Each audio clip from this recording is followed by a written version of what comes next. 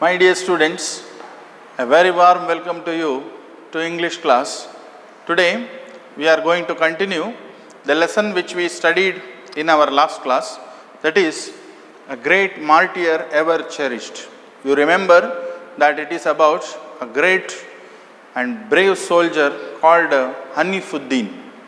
In our last class we dealt with his early life, how he faced a lot of difficulties in the initial stages of his life. Let us recall that Hanifuddin's father died at an early age when he was very young. So the responsibility of the family fell on the shoulders of his mother, and his mother, she joined her work as a vocal artist, and quite often she went from place to place in connection with her work. So these children, Hanifuddin and his brothers, were let alone in their houses, but this became a boon to those children, because in the absence of mother also, these children learned to do their responsibilities and duties very well. They understood that one's duty in life, one's responsibility in our life is more important than anything. In order to be successful, we should do our duty on our own with less dependency on others. Normally, children will have to be told, do this, do that. Parents have to be after them. But here we see children, even in the absence of parents, even in the absence of mother, doing all their works, doing all their tasks and responsibilities, very nicely and successfully. And about Hanif's personality, he was an introvert. Hanif was not a person who was mixing and mingling with the others. Till the age of 14, he did not have many friends at all.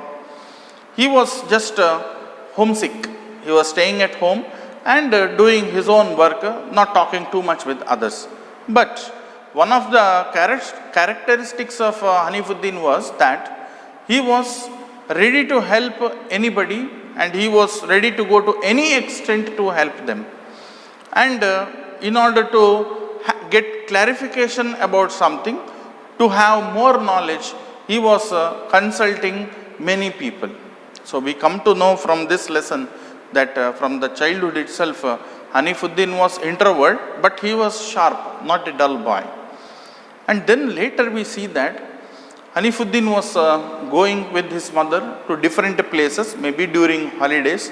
Whenever his mother would go to concert, he would accompany her. And due to this, he got the exposure of military. Till then he was, not at all aware of military. But then he developed his interest.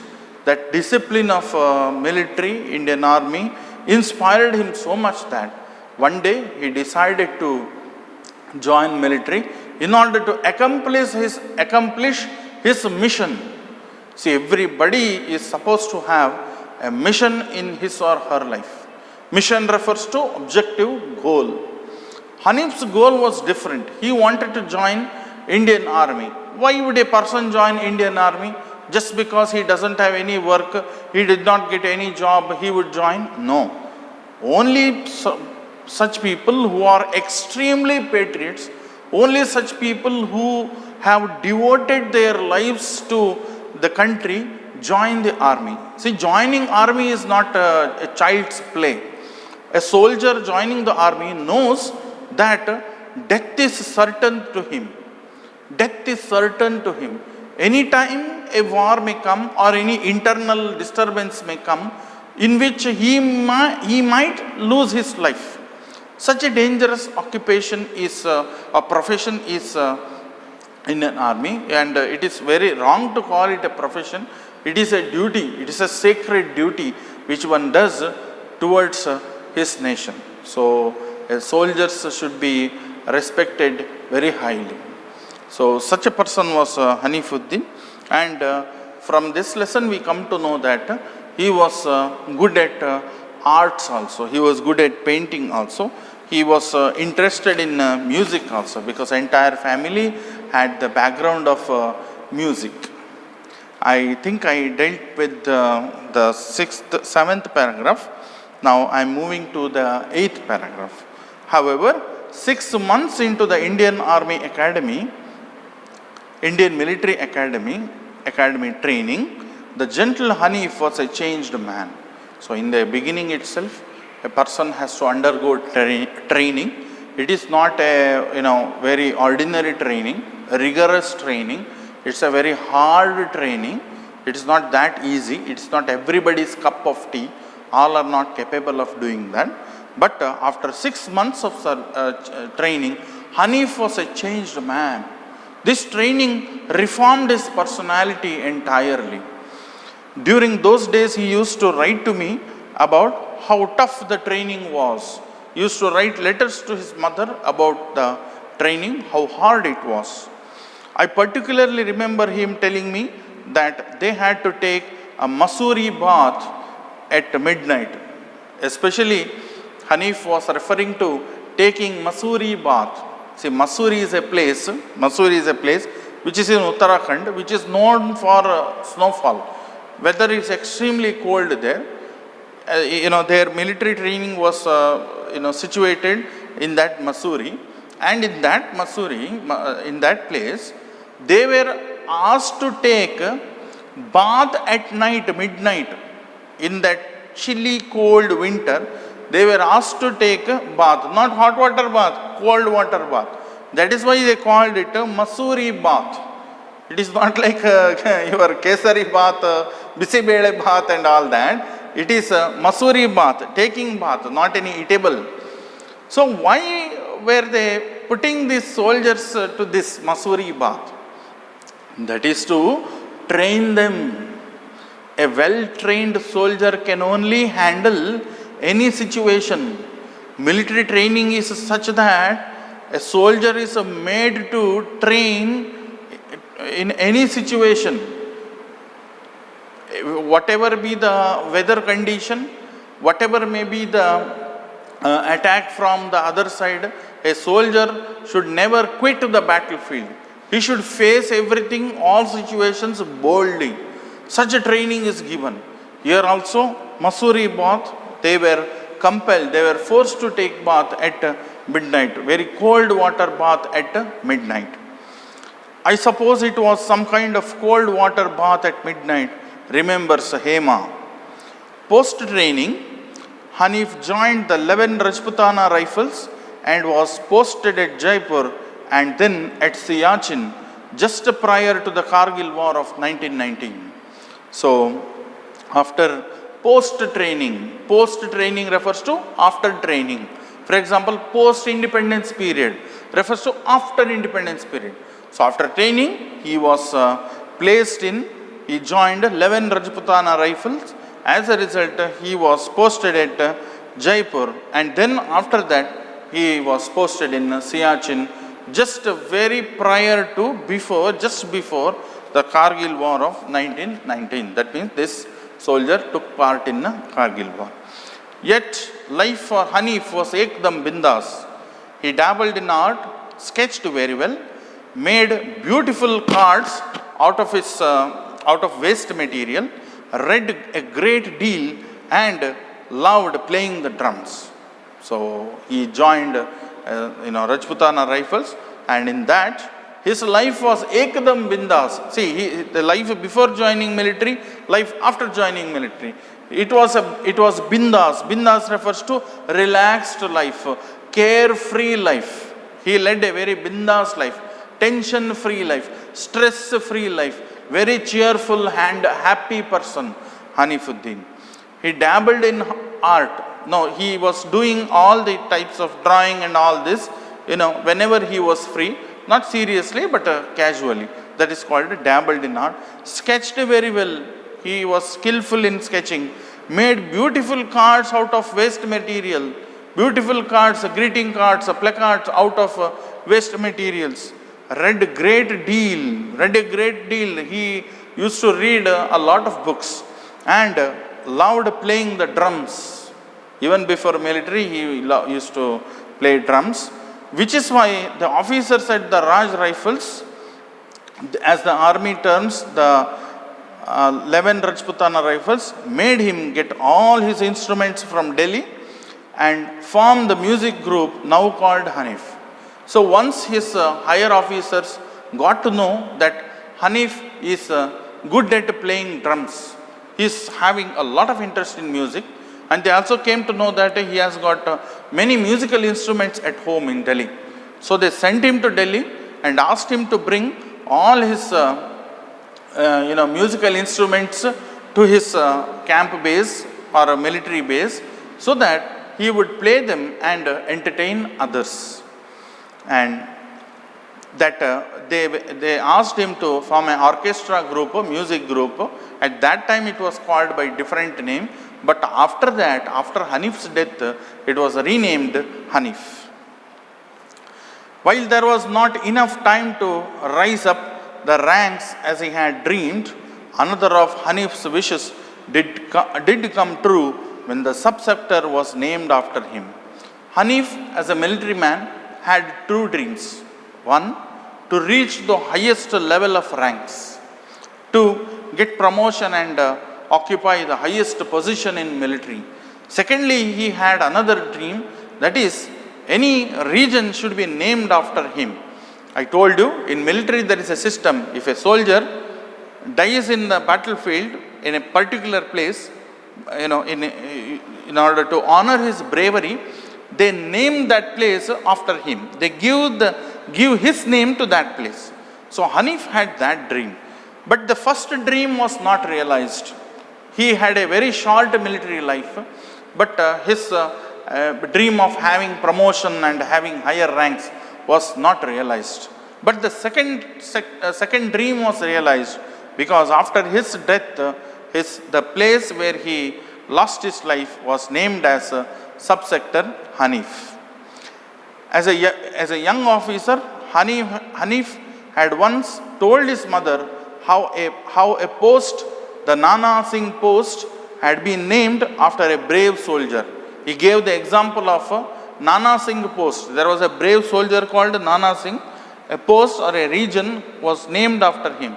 He told his mother that just like that, I should also become, my name should also be renamed as a sector's name. So his bravery does live on in the air of the cold mountains on the plains.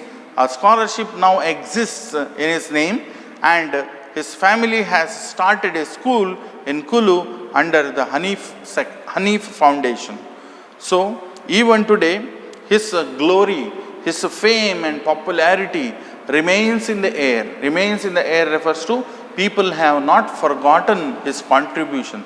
People today, even today, remember him as a great soldier. And today, his family is giving scholarship to the poor and deserving students under the Hanif Foundation. They have started a school also. In that school, many poor children study, and those who are good at studies, they get scholarship, they get financial help from Hanif Foundation. This was made by Hanif's family after his death. Despite the pain and loss, Hanif has earned his family a glory that will see him through the years. Despite the pain and loss, in spite of losing him, but Hanif has won his family. What has he given to his family after his death? He has given that gift which nobody else can give. He has given his family the pride and honor. You know how honorably the society treats a soldier's family, because a soldier gives his life for country's sake. That is the greatest order or greatest form of contribution, I believe. So even today he is remembered, and even after many years he will be remembered. He has won glory, honor, fame for his family. It is this pride that made Hema Aziz politely decline the military army's compensation offer of a petrol pump. After Hanif's death, there was a proposal, there was an offer from the military. when a soldier dies, if he is the only earning member of a family, that family also needs support after his death, right? So the military gives them some compensation, some help in terms of money. So when army came to their house with the proposal of a petrol pump, they will set up a petrol pump, and whatever income comes, that will go to Hanif's family. But Hema Aziz politely declined. She politely refused to take that offer. Reason? They could have easily said yes. Who doesn't want petrol pump nowadays? This is the matter of 1919 or 2000. Now petrol rate is very high, and anybody, if you offer a petrol pump, they would happily say yes. But Hema Aziz politely declined the offer. Reason she gives here. She said, her reply to the military was, there are some families whose sole bread earner is gone. She said, like Hanif, many soldiers have died, and there are certain families whose sole bread earner, sole refers to single, bread earner here refers to earning member. See here in Hanif's family, Hanif's mother was earning and his two brothers were earning. So there was no financial problem to them. But there are some families, she said, whose only earning member is gone. That family is without any support. So instead of giving that petrol pump to us, give it to somebody who is really in need of it. Let them also prosper and progress, she said. What a noble thought. They need it more, they said. Such a family need it more, says this mother of a martyr. See, not only Hanif is great, his family also has great ideas, great philosophy. So in this way, we studied Hanif's bravery.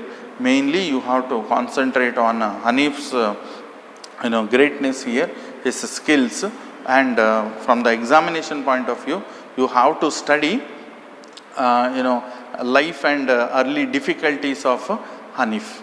What were the difficulties that he faced, and all that you have to concentrate. And at the end of the lesson, we have got a few questions that should be answered. The answer will reach you via WhatsApp. So my dear students, here ends the lesson. So we have completed the supplementary reading. Actually, there are 4 lessons in supplementary reading. As per their previous circular, old circular, only 2 lessons are there. Other 2 have been dropped or removed due to COVID case. These 2 I have taught. Then next I will switch over to prose section, or I may take up grammar also. So your test is on. Test is scheduled from 18th onwards. So study well for that. You do not forget that you have got internal assessment, and your marks are accountable for your last and final examination. 10th standard students, I need not tell you again and again how serious is your study this year. Every year study is important, but especially this year, since this is a once in a lifetime occasion. SSLC comes once in our lifetime, and when we face it, we have to face it boldly and attain success in this. So without any delay, you start your revision, spend as much as time towards your studies, focus very well. As at the same time, help your parents in household work, obey them. Whenever they tell you to study or read or write, do not consider it as an irritation. They are saying it out of concern, love and affection. Try to understand their mind. Hope you will do this. With these words of advice, I end up my class. Have a very nice time. Thank you very much.